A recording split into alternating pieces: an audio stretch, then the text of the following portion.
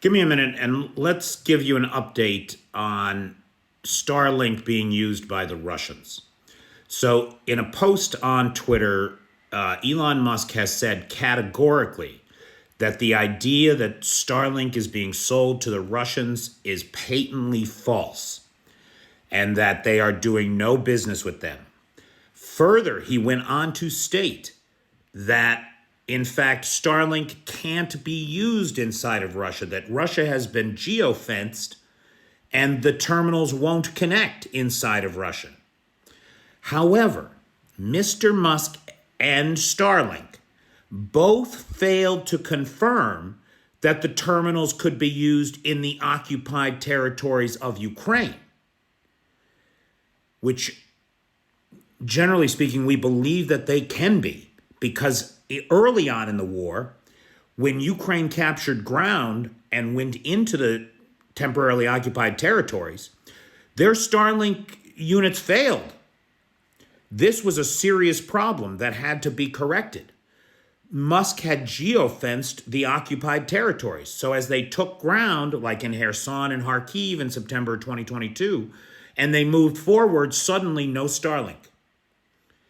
So, look, we know where the front line is. We know how geofencing works. If Elon Musk wants to make sure that the Russians can't use Starlink, he can shut it down in a second. And yet, he's spending his time and energy telling us that he didn't sell them, the units, and they can't be used in Russia, quotes. There is a company in Dubai, Elcom, that has been implicated in supplying these units to Russia at vastly inflated costs of about $5,000 to $6,000 a piece, where normally they retail for about $2,750. Elcom is a Dubai-based electronics company that specializes in maritime equipment. So Starlink is a great solution if you're at sea, right? Give you internet access from anywhere on the ocean.